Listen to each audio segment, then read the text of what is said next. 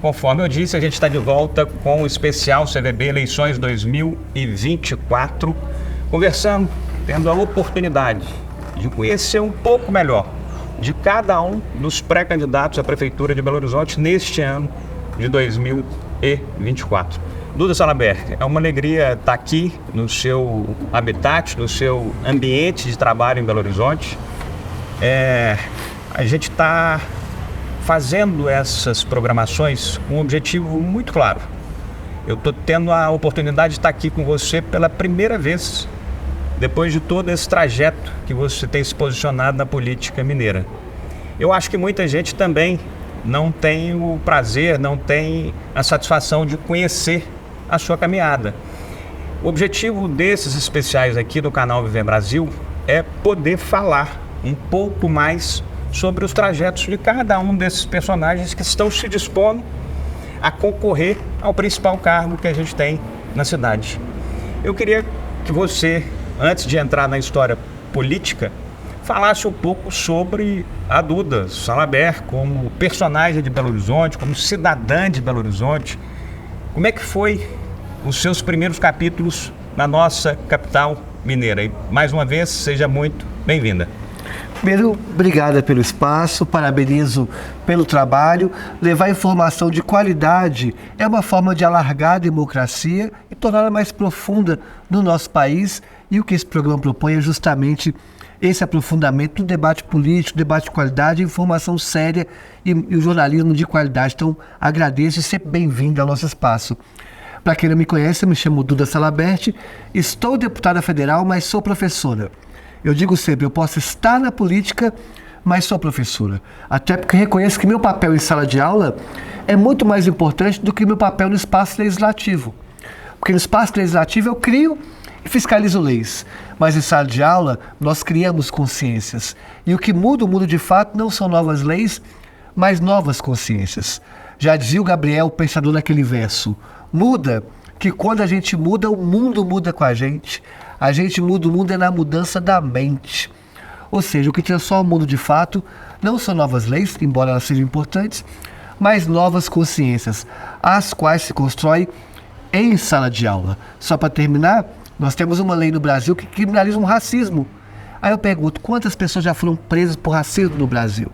Então, mais importante do que criminalizar uma questão é criar na sala de aula consciências antirracistas, consciências antimachistas, consciências anti-LGBTfóbicas, consciências ecológicas, consciências pautadas na justiça socioambiental. Por isso, sou professora com muito orgulho. E minha relação com Belo Horizonte, eu nasci em Belo Horizonte, morei quase minha vida toda em Belo Horizonte e tenho um carinho muito grande pela capital, um amor muito grande pela capital. E aqui me formei e não só academicamente, mas também politicamente. Belo Horizonte é uma capital muito politizada. Nós somos a capital mundial dos bares e restaurantes. Cada mesa de bar que você senta tem uma alternativa para a revolução, para a superação das crises mais profundas que há na sociedade. Então, e cada vez mais tenho me apaixonado por Belo Horizonte, apesar das contradições que aqui há, que são gravíssimas, e por isso meu nome está como pré-candidato à prefeitura, porque sabemos que é urgente a gente se aprofundar num debate de propostas para a superação dos problemas que aqui tem. Você nasce em 1981. Sim. Como é que foram as suas formações nos seus primeiros anos de vida aqui em Belo Horizonte? Quando você tinha 10 anos, 15 anos, 20 anos de idade, você morava onde? Onde você estudou? O que te levou, por exemplo, a se tornar professora? Como é que foram esses capítulos aí na sua vida? Eu nasci em Belo Horizonte, morei em Belo Horizonte até 1900... Seus pais são de Belo Horizonte? Meus pais são de Belo Horizonte.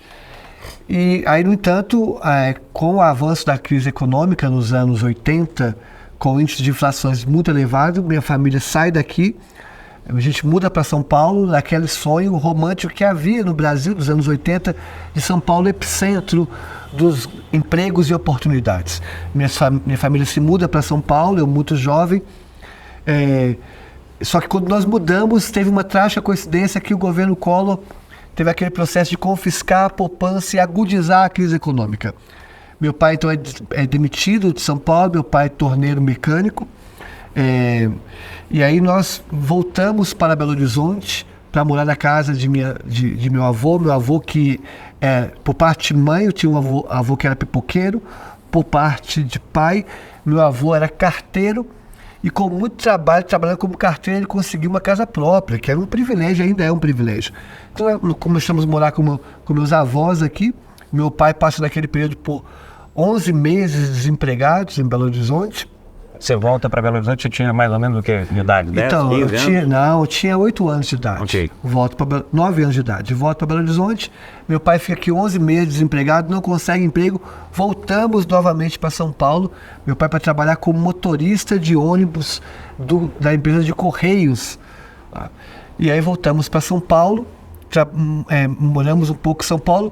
Retorno para Belo Horizonte com os meus 14 anos. E aí com os 14 anos... eu sempre fui muito alta, consigo uma bolsa para estudar no Colégio Santo Agostinho jogando basquete.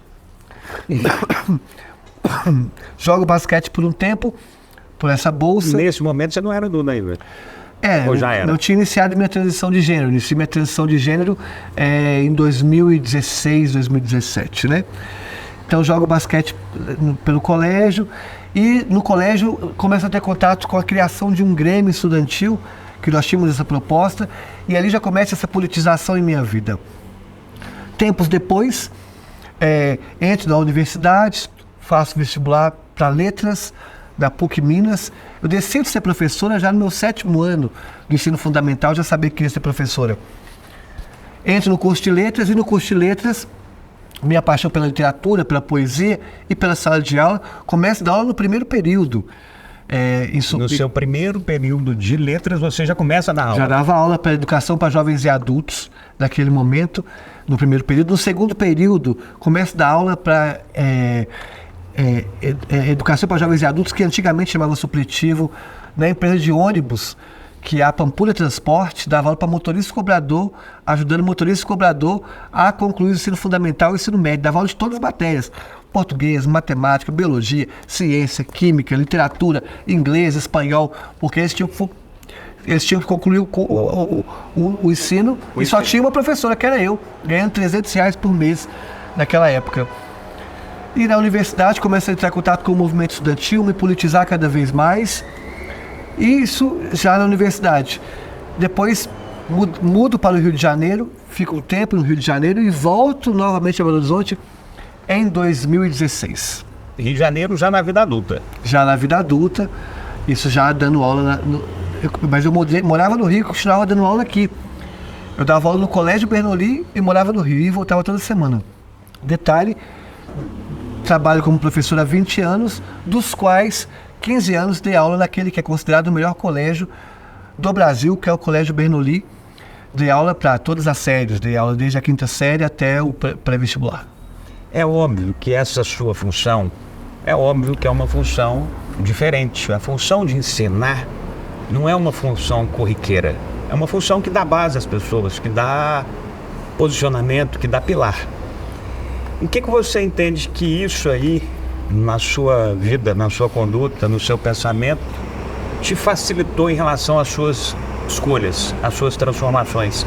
O ato de ensinar, o ato de levar conhecimento para as pessoas, essa sua capacitação foi um fator mais fácil na sua transição entre o início e a Duda? Eu reconheço que há duas grandes formas de transformar a sociedade: educação e política. Não existe outra forma de causar transformações profundas na sociedade que não seja por meio da educação e por meio da política.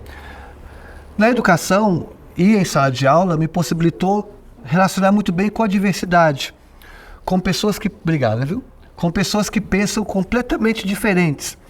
E você saber lidar com a diversidade, entender que a diversidade de pensamentos é fundamental para o crescimento. Isso dos próprios alunos, a sua interpretação dos próprios alunos. Tínhamos alunos que pensavam completamente diferentes, com visões de mundo diferentes e realidades socioeconômicas diferentes. E você lidar com essa diversidade, por exemplo, eu dava aula no Colégio Bernoulli com alunos uma classe econômica alta renda. De alta renda, mas eu terminava a aula dali do Bernoulli, eu dava aula num projeto social que eu criei aqui em Belo Horizonte, que oferecia educação gratuita para travestis e transexuais da capital. Para quem não sabe, em Belo Horizonte, 91% das travestis transexuais, segundo a UFMG, não concluíram o ensino médio. Então lidava com extrema vulnerabilidade. E os próprios cobradores e motoristas. Do outro lado, eu ia dar aula para motorista e cobrador, dava aula no espaço prisional. Então eu trabalhava com grupos completamente antagônicos, com realidades socioeconômicas completamente antagônicas. Isso me fez ter uma visão mais ampla da sociedade e reconhecendo e criando em mim essa habilidade de conversar com grupos diferentes. Isso é algo fundamental para a política. Então, quando eu trago isso para a política, a sala de aula ainda está presente em 2 pontos. Primeiro, na importância de didatizar o conhecimento, tornar o conhecimento ou apresentá-lo de forma didática. Segundo, a importância de qualificar um debate. E terceiro, a importância de dialogar com grupos diferentes para construir uma política pública. Essa movimentação toda na sua vida facilitou quando você muda de gênero de maneira formal? Não, são questões diferentes. A questão profissional, ela está muito ligada a formas como você vai atuar, independente da profissão que você ocupe, ou do cargo político que você ocupe, a forma como você vai lidar com aquelas diferenças.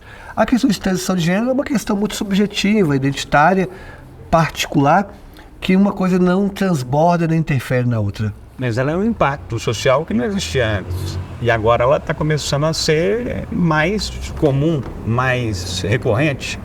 As pessoas estão deixando de ter a mesma impressão que se tinha há 20 anos, 30 anos, 40 anos atrás. Há uma mudança nesta interpretação muito significativa, correto? No que se refere à questão de gênero, nós temos que entender que nós moramos no Brasil e que 90% das travestis transexuais estão na prostituição.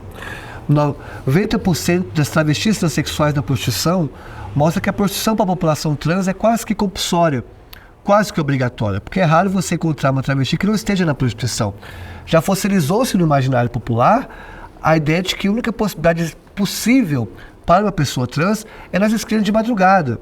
Então, independente do ponto de vista político e ideológico, é inaceitável morar num país onde 90% de um grupo está na prostituição.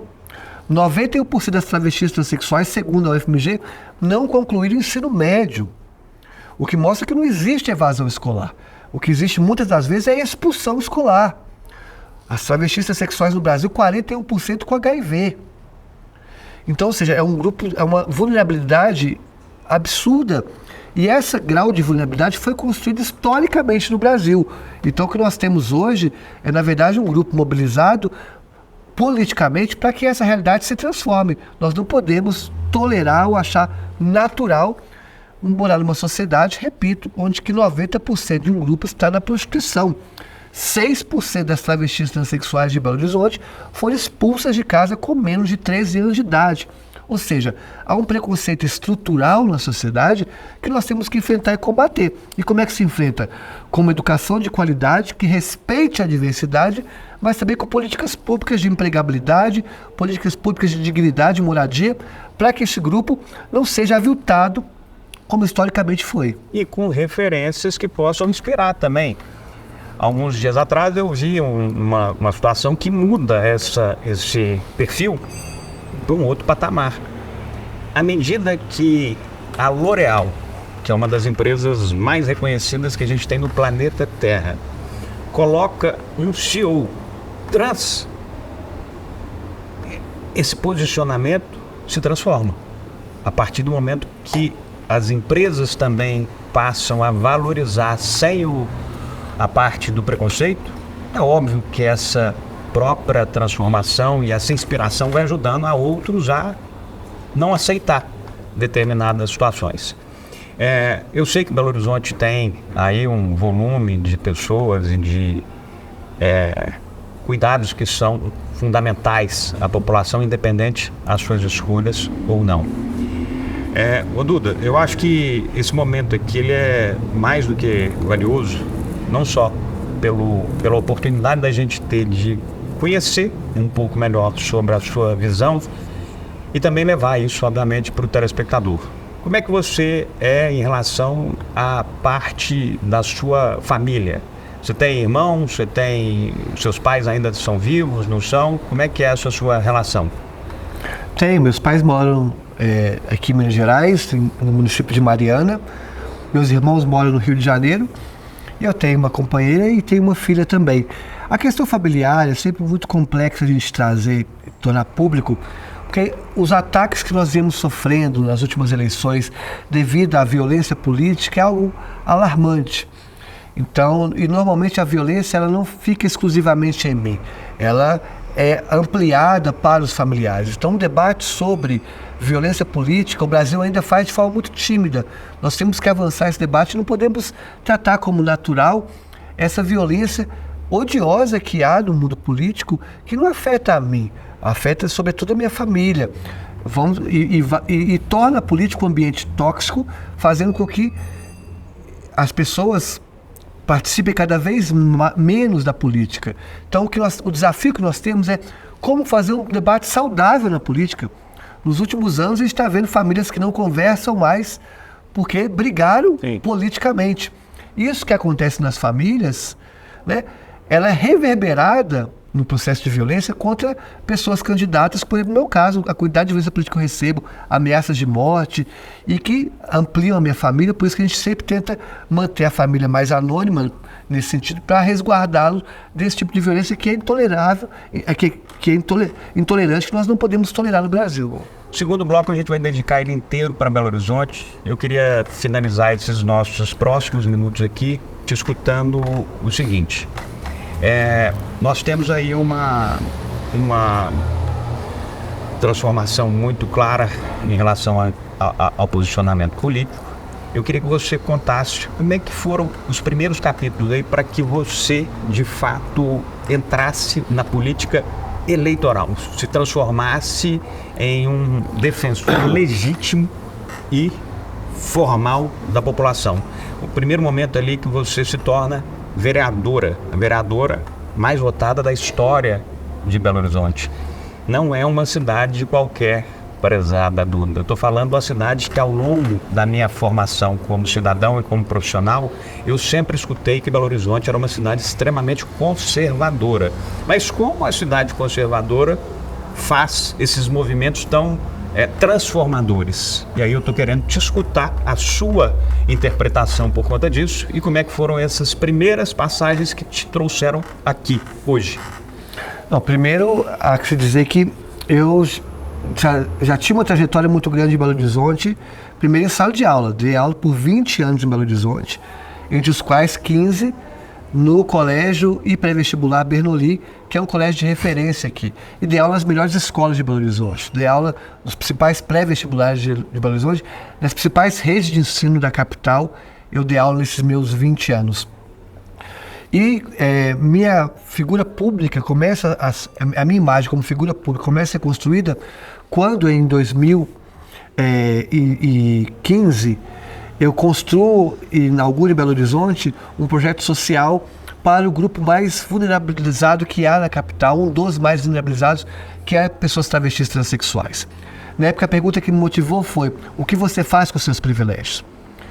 O que você faz com os seus privilégios? Eu tinha o privilégio, na época, de dar aula, me sobrar R$300 por mês. Eu podia pegar esse privilégio e fazer uma viagem. Nada contra quem o faz no fim do ano. Mas nós que somos professores temos a alma quixotesca, a alma de Dom Quixote, sonhamos em transformações profundas. Então eu peguei esse privilégio e vou compartilhar esse privilégio. Peguei, aluguei uma sala no edifício Maleta e falei: a única coisa que eu sei fazer é dar aula. Então eu vou dar aula gratuita e chamar meus colegas, se quiserem fazê-lo também.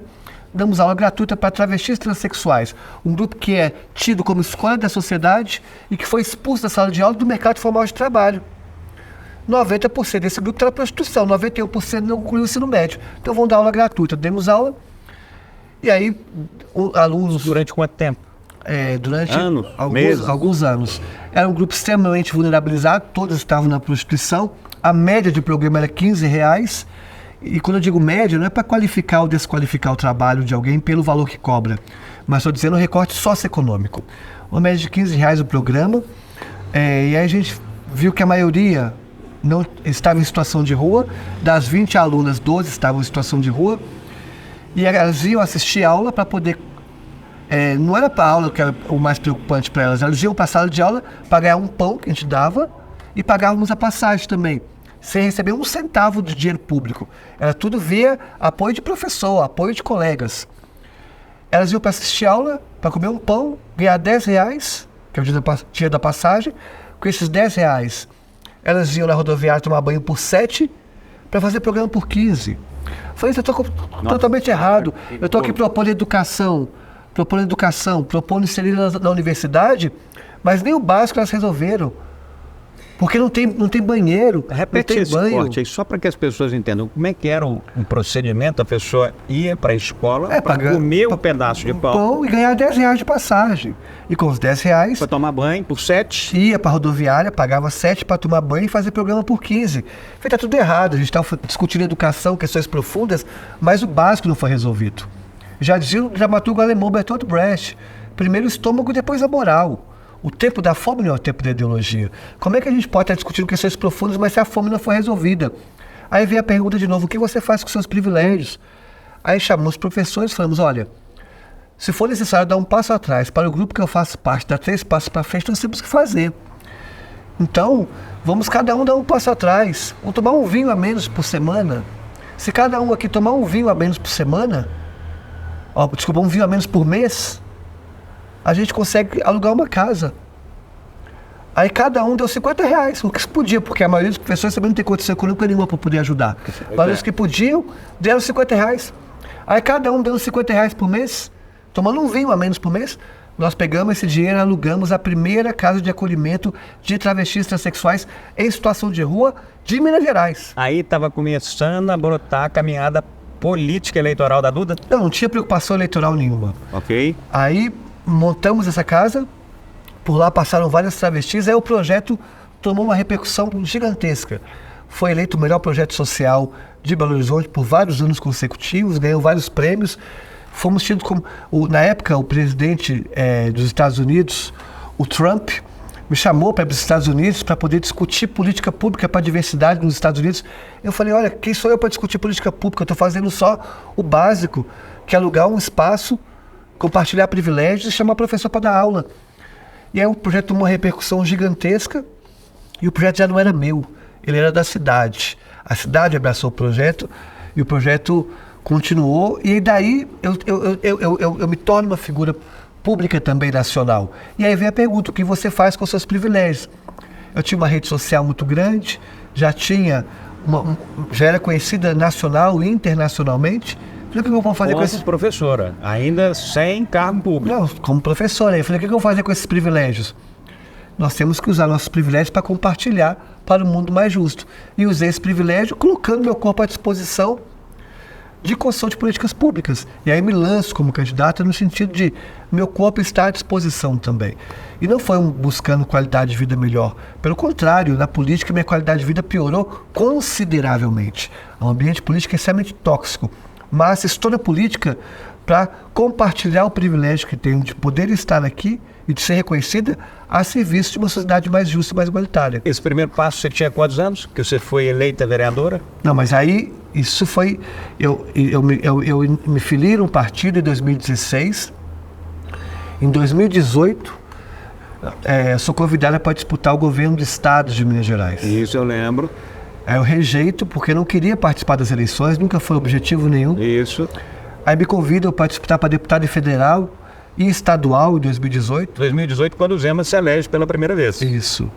Aí me convidam para disputar para deputado estadual e federal, também não aceitei. Eu sabia que ganharia se disputasse em 2018, mas eu não queria nenhum cargo político.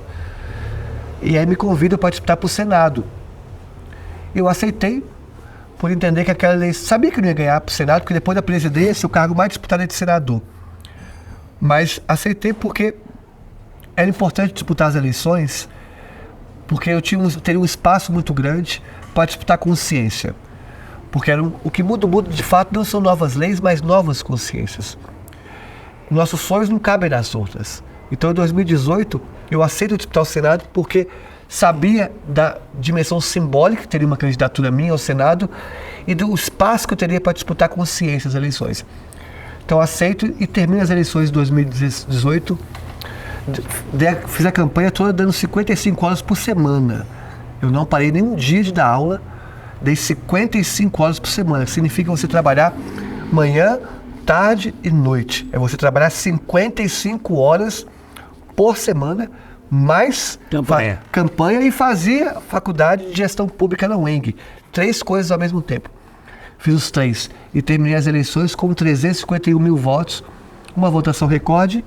Foi uma derrota eleitoral, mas uma vitória política, porque 351 mil pessoas em Minas Gerais avançaram em consciência. Aí que começa a sua história eleitoral para valer. E aí, em 2020, você é eleita vereadora? Em 2020, sou candidata a vereadora, faço uma campanha sem sair de casa nenhum dia, porque nós estávamos na pandemia, em respeito à saúde pública, não saí de casa nenhum dia.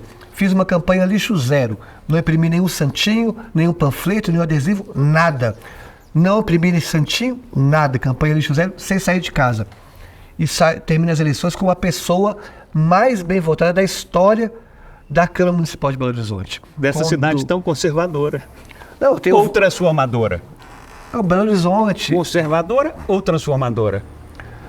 Belo Horizonte é uma cidade que tem várias contradições, mas o voto em mim, eu recebi voto da esquerda, voto da direita, voto do centro, justamente porque o que nós estamos discutindo são questões profundas da sociedade. E, independente do ponto de vista político e ideológico, havia consenso de que era necessário estar naquele espaço. Bem, eu acho que nesse primeiro capítulo aí, minha prezada Duda, eu acho que está positivo. Eu acho que quem está nos escutando, quem está nos assistindo, está tendo uma primeira impressão. Se não tivesse nenhuma, está tendo uma primeira impressão da sua pessoa, do seu trajeto, do seu perfil, da sua fala, assim como eu estou tendo aqui pela primeira vez. Eu acho que foi muito bom essas primeiras perguntas e respostas aqui com a nossa prezada deputada federal Duda Salabert, do PDT, pré-candidata à Prefeitura de Belo Horizonte, mas a gente vai voltar num outro cenário, aí sim, falando 100% sobre a nossa capital mineira, sobre o seu pensamento, o que você imagina poder contribuir de maneira diferente do que a gente tem tido para a nossa capital mineira. Então, aguardem aí que daqui a alguns segundos a gente está de volta no especial Eleições CVB 2024, dessa vez com Duda Salabert, pré-candidata a prefeita de Belo Horizonte pelo PDT.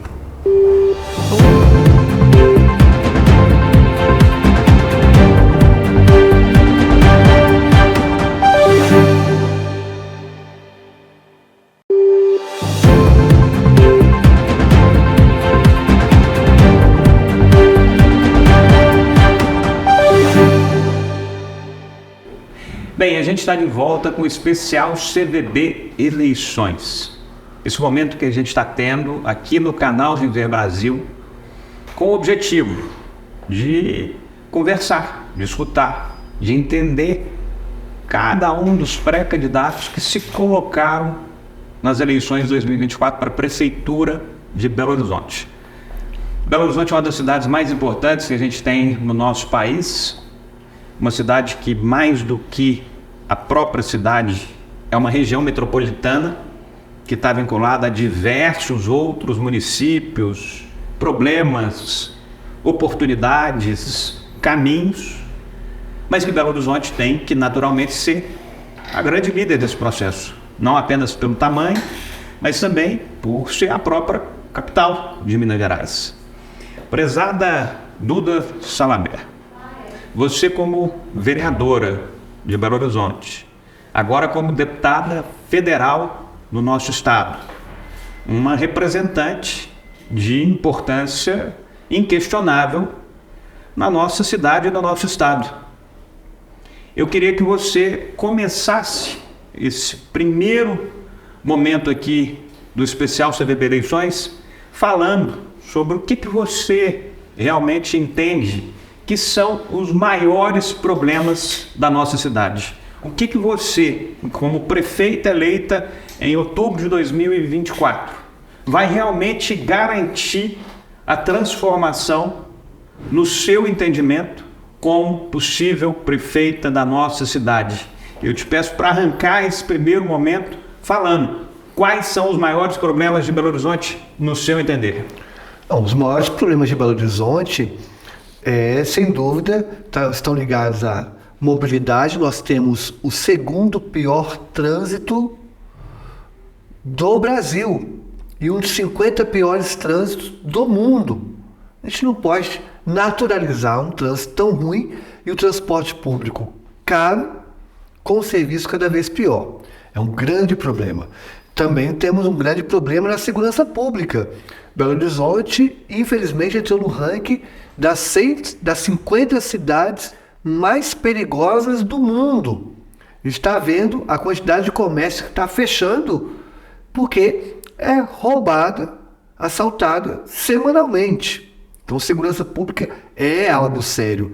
E além do transporte, segurança pública, a saúde em Belo Horizonte está colapsando.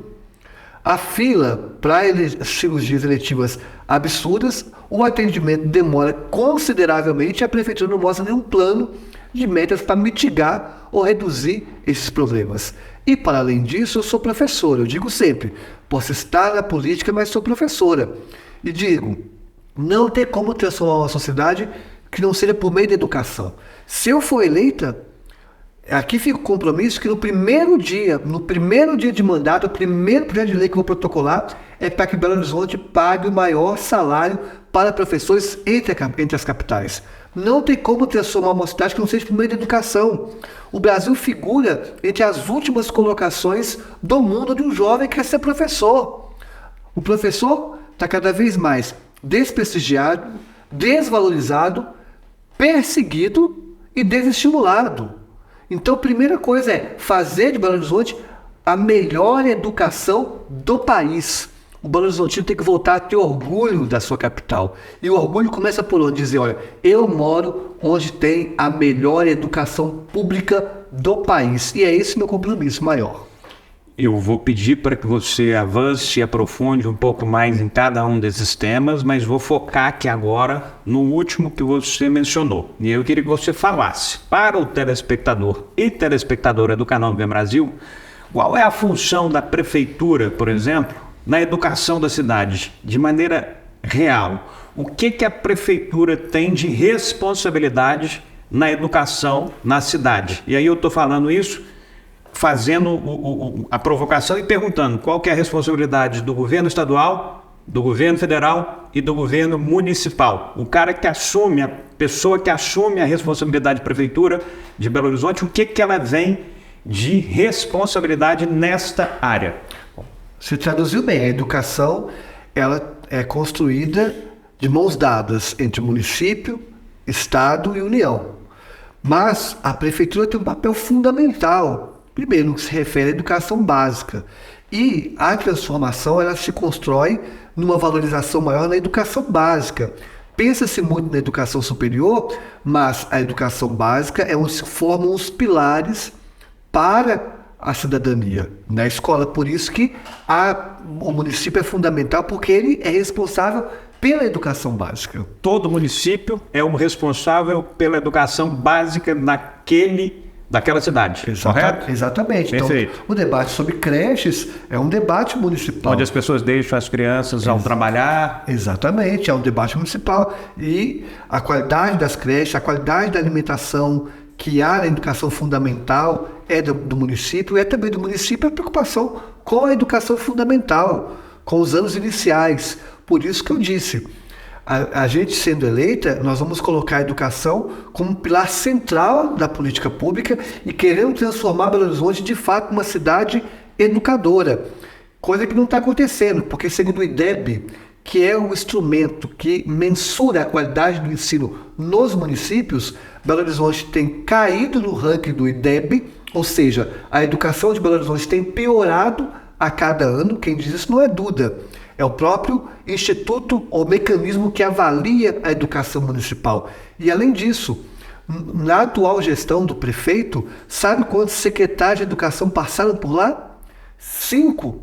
Ou seja, em 2 anos de gestão... A cada 6 meses. Não, menos, mais. A cada 5 meses. Em 2 anos, nós tínhamos 5 secretários de educação.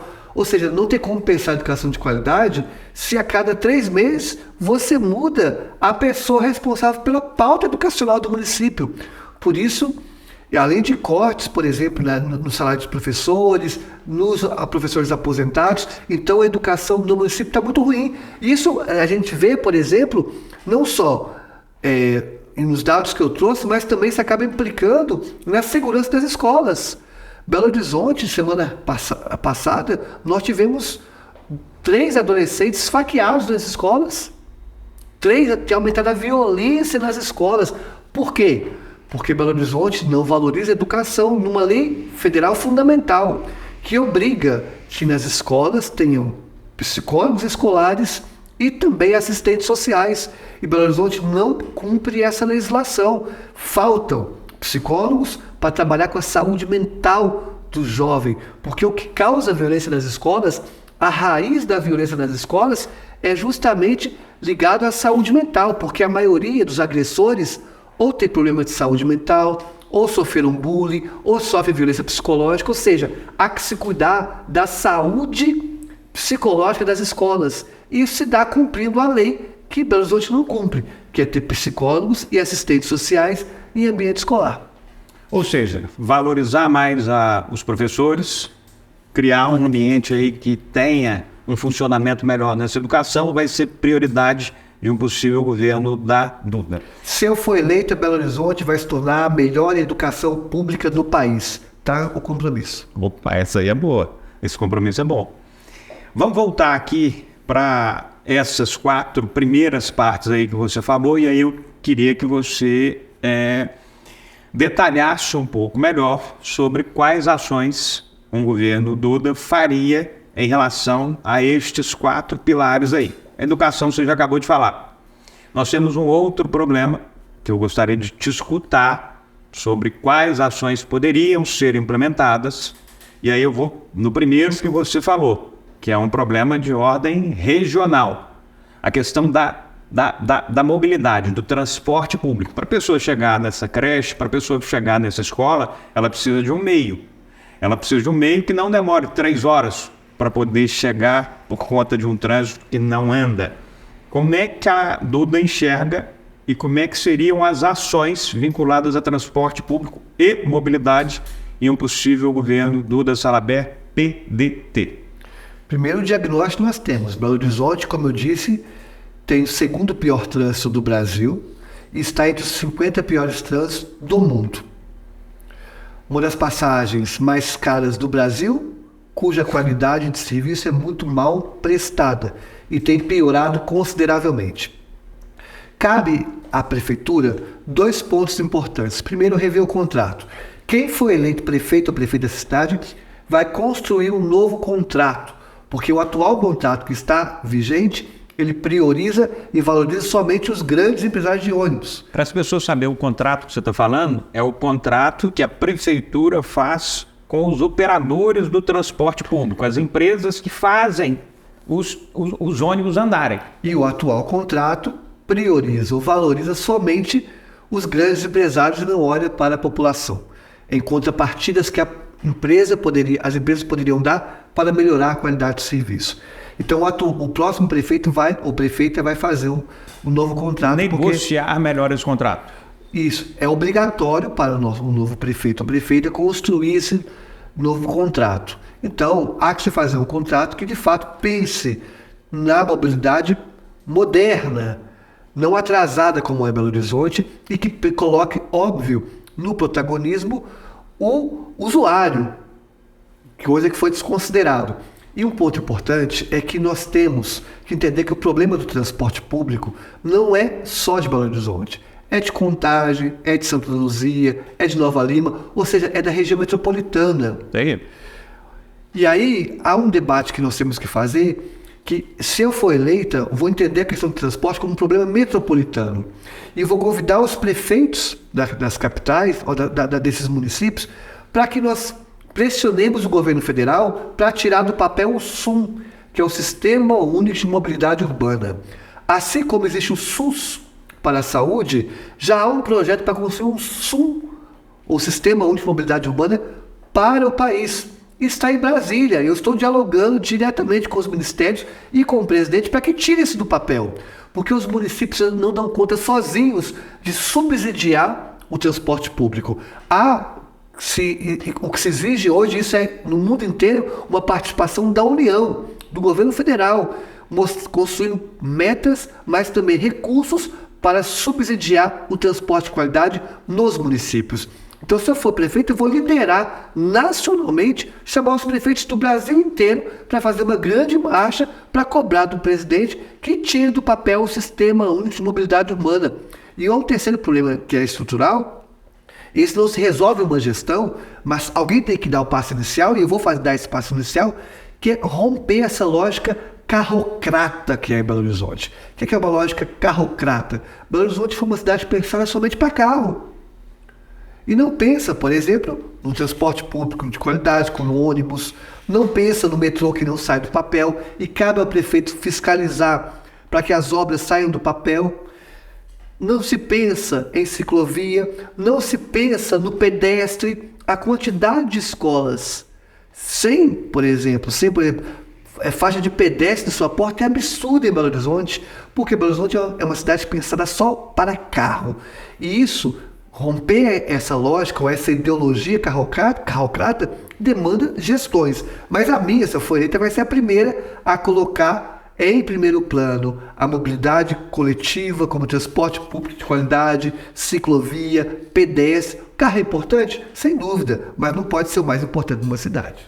Saúde. Como é que você enxerga o movimento, a melhoria do atendimento vinculado à prefeitura no que diz respeito à saúde em Belo Horizonte? E entendendo também que Belo Horizonte não é uma ilha. Belo Horizonte é Contagem, é Nova Lima, é Betim, é Sabará. É cada município que faz limite conosco. Ou não, né? Dependendo, vem gente ainda mais de longe. Como é que é a visão, Duda, vinculada à saúde municipal? Eu acho que o primeiro passo é colocar a casa em ordem. Nós tivemos, na atual gestão, uma troca considerável também de secretário de saúde. Então, colocar a casa em ordem, conversar com os gestores de saúde que entendem, que estão nos hospitais e nos postos de saúde, para construir coletivamente com quem entende um planejamento para a redução honesta dos atendimentos e também das cirurgias em Belo Horizonte. Então, o primeiro passo é colocar a casa em ordem, porque a saúde tem piorado e muito, e a maioria dos problemas é de gestão, porque nós temos uma prefeitura que é refém de grupos interesseiros, e como a prefeitura refém, acaba cedendo cargos da Secretaria de Saúde para esses grupos interesseiros, colocando em primeiro ponto não a melhoria da saúde, mas sim interesse de grupos escusos. Isso é muito ruim para a saúde em Belo Horizonte.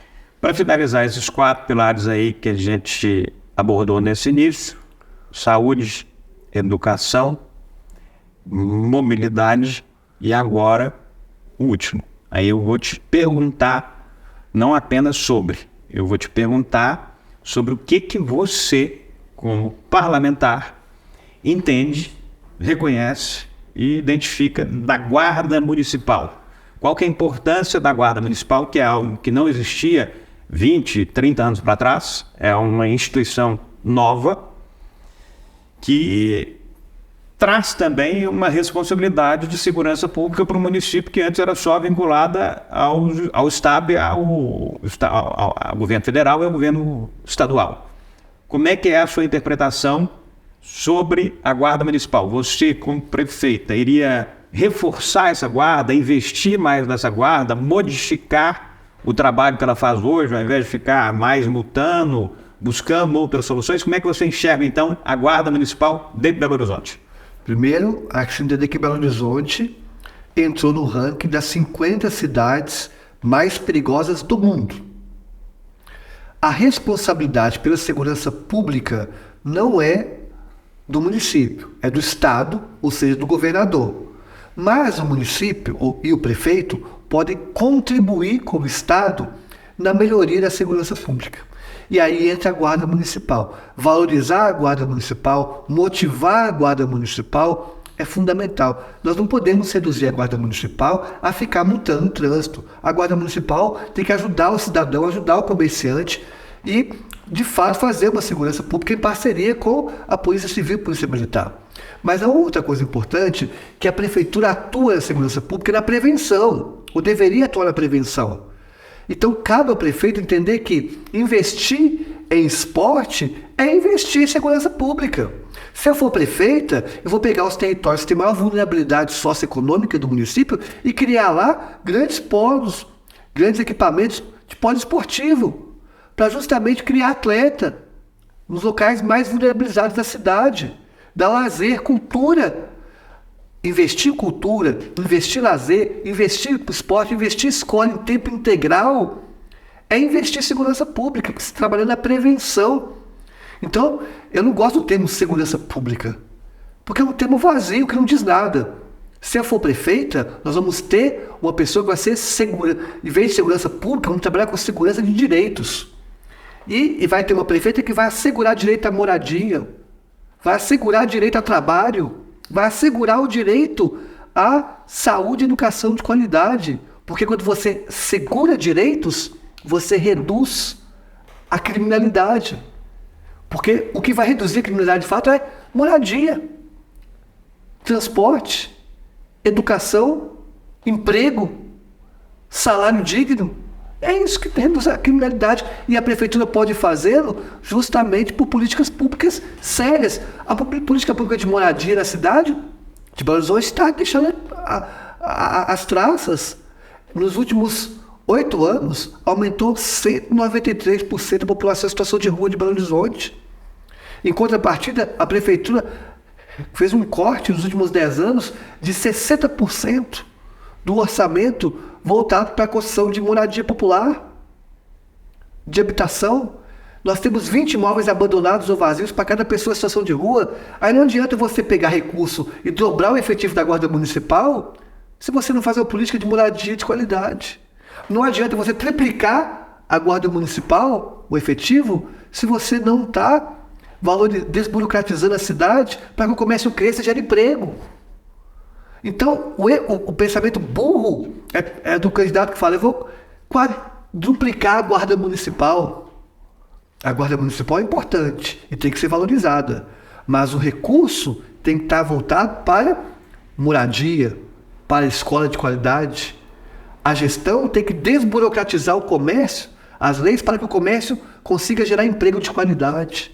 Aí sim nós estamos fazendo uma política não de segurança pública, mas de segurança de direitos, tornando uma cidade mais segura.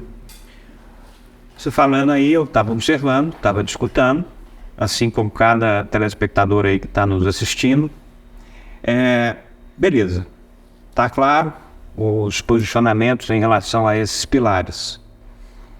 Para se fazer qualquer atividade dessa, mais casas públicas, mais algum tipo de benefício assim assado para a população, a gente precisa de dinheiro, a gente precisa de recurso. Não existe possibilidade da prefeitura fazer algum tipo de atividade econômica sem antes ela recolher esse dinheiro de alguma atividade econômica que esteja gerando esse resultado. Então, para se fazer qualquer atividade social, qualquer trabalho social, é fundamental que haja, em princípio, e antes de tudo, um trabalho econômico. Que a partir do trabalho econômico você vai ter a grana, o recurso para se fazer o trabalho social. A minha pergunta é, em relação à parte econômica, em relação à parte de desenvolvimento econômico da nossa cidade.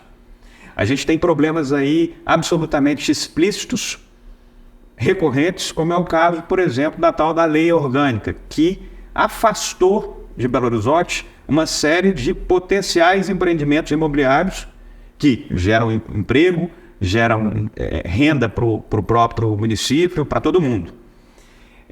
Você tem cadeias de atividades econômicas que também reclamam do tipo de atendimento que tem da cidade, como é o caso da TI. Você tinha aqui o São Pedro Valley com um agrupamento de empresas, inclusive aqui no Santo Antônio. Qual é o caminho, no seu entendimento, para valorizar essas áreas? E aí eu cito especificamente a construção civil, empreendimento, desenvolvimento imobiliário, que gera emprego, gera renda para a cidade. E neste momento eu sei que Belo Horizonte diminuiu muito os potenciais construtivos das áreas como um todo. Eu não estou citando uma ou outra. Eu sei que o procedimento de Belo Horizonte foi de afastar. Tanto que novos e inúmeros empreendimentos surgiram em Nova Lima, em Contagem, em outras áreas que não Belo Horizonte. Então, a minha pergunta para você, prezada Duda, é: qual é a sua visão em relação ao desenvolvimento econômico da nossa cidade, onde a prefeitura pode provocar positivamente esse desenvolvimento maior? Bom, primeiro que toda proposta que eu vou apresentar na campanha, eu vou mostrar de onde vai vir o recurso. Porque nós temos uma preocupação seríssima com a lei de responsabilidade fiscal, ou seja, com a segurança fiscal e econômica do município. Mas Belo Horizonte é a quarta capital mais rica do Brasil, então o dinheiro tem. A questão é para onde está indo esse dinheiro. Primeiro, nós temos que mudar a economia da cidade. Qual que é a vocação de Belo Horizonte? Belo Horizonte é a capital mundial dos bares e restaurantes. Mas mesmo tendo esse título, em janeiro desse ano, 60% dos bares e restaurantes fecharam no vermelho. E o que a prefeitura fez para evitar isso? Absolutamente nada. A prefeitura vira as costas para os bares e restaurantes. Eu fui convidado meses atrás para ir em Bruxelas, discussão no Parlamento Europeu, fui convidado pela ONU para falar sobre educação. Eu andando em Bruxelas, vi nas galerias filas e filas de estrangeiros para comprar um chocolate belga. Eu falei, se eu for prefeito dessa cidade de Belo Horizonte, vai ter fila de estrangeiros para conhecer o nosso pastel da Galeria do Ouvidor. Vai ter filas para conhecer a limonada do Mercado Central, que está desde 1938. O espaguete do bolão vai virar patrimônio dessa cidade. Nós temos que entender que os bares de Belo Horizonte, o turismo gastronômico é pouco valorizado pela cidade. Nós temos que investir no turismo gastronômico e mostrar que nós temos a melhor culinária do mundo e que o mundo conheça. E nesse sentido eu estou dizendo que é possível fazer esse processo porque Buenos Aires fez, por exemplo, os chamados bares notáveis. Nós podemos fazer algo melhor em Belo Horizonte, valorizando os pequenos bares da capital. Aquele pequeno bar que vende ovo colorido, por exemplo, cada bar desse que fecha, cada bar que fecha em Belo Horizonte é um traço da nossa identidade e da nossa cultura que é violado. Por isso eu digo que é possível e vou valorizar para que Belo Horizonte seja de fato, não só de título, mas de fato, a capital mundial dos botecos e dos bares com muito turismo gastronômico. Porque nós temos mais de 10 mil bares que geram 60 mil empregos, 40% da chamada economia criativa, o lucro vem do setor de bares e restaurantes, que ainda é muito tímido, que a gente pode valorizar. E digo mais, quando você fala em relação a setores como o setor imobiliário, especificamente das consultoras, olha, Belo Horizonte, no último ano, me corrija se eu estiver errada, se eu não me engano, o aluguel aumentou aqui 26%, em média no último ano, que é o dobro da média nacional, 13%. Então, para reduzir aluguel, nós vamos ter que conversar com as consultoras para que, de fato, a gente pense um crescimento de Belo Horizonte. Porque a lei de oferta e procura é o que vai demandar a questão dos aluguéis. Então nós vamos conversar com todos os setores, só pensando no diálogo. Agora, Belo Horizonte está atrasado no ponto de vista econômico. Parece que Belo Horizonte parou no tempo há 50 anos atrás. Você vai em Nova York, você vai em Paris, você vai em outros países, você vê um comércio pujante. E Belo Horizonte está parada porque por a burocracia do município e uma visão torta da política pública. Duda, nós estamos chegando aqui a 1 hora de programa Eleições CVB 2024 com a pré-candidata Duda Salabert, do PDT. O primeiro bloco ela falou de maneira muito clara sobre os seus primeiros capítulos aí como cidadã, como uma cidadã nativa de Belo Horizonte, os seus primeiros passos como professora e depois como líder política. Nós temos alguns poucos 5 minutinhos aí pela frente. Eu queria que você, olhando ali para o nosso telespectador e telespectadora, falasse o que você gostaria então de ter como uma possível memória do Belo Horizontino ao ter uma primeira prefeita trans no Brasil, uma das primeiras prefeitas do mundo. O que você gostaria, então, de ser lembrada? Como é que você gostaria de ser lembrada ao final de um mandato como a primeira prefeita trans do planeta? Qual que é a sua expectativa? Como é que você quer chegar lá no final e realmente ser lembrada? É muita ousadia dizer como eu gostaria de ser lembrada, mas hoje eu já fico feliz de ser lembrada, por exemplo, como a grande defensora da Serra do Curral, que é o símbolo maior da mineiridade. Não tem como dissociar a minha trajetória de vida e de luta da trajetória em defesa da Serra do Curral. Eu fico muito feliz por onde passo as pessoas dizem: você é aquela pessoa que defende a Serra do Curral.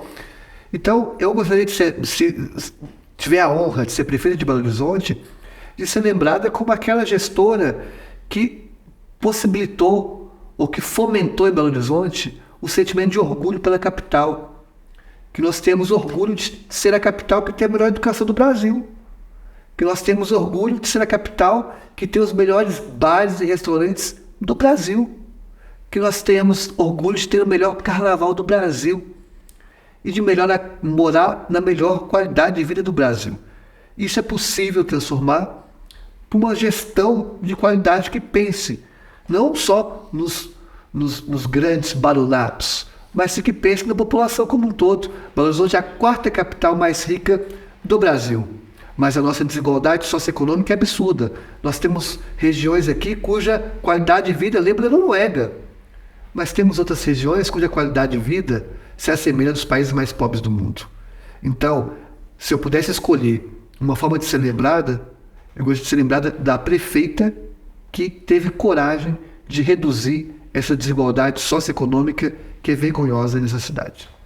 Duda Salabert, alegria ter vindo aqui te conhecer, parabéns por essa trajetória. A sua ousadia não é uma ousadia qualquer, de posicionamento, de transformação aí que você está liderando.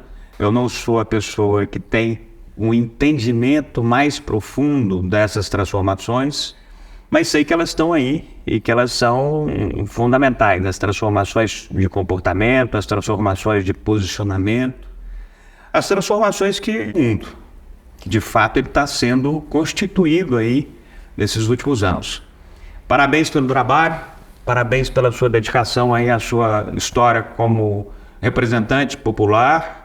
E parabéns por ter a disposição de ser a primeira candidata trans à prefeitura de Belo Horizonte, não por uma vontade qualquer, mas por já ter passado alguns caminhos, aí, algumas etapas muito claras, não só sobre o seu movimento, aí, a sua dedicação como professora transformadora, mas também como, ao ser eleita com o maior número de votos na Câmara Municipal de Belo Horizonte, como vereadora, e depois como deputada federal. Parabéns, boa sorte.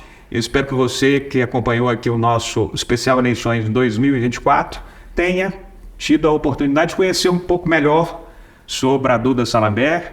Espero que os próximos programas também tragam outras informações de cada um dos pré-candidatos e pré-candidatas que a gente está tendo a alegria de conversar aqui no especial CDB Eleições 2024. E a gente fica, neste momento, por aqui. Até o próximo programa aqui no canal Viver Brasil. Muito obrigado.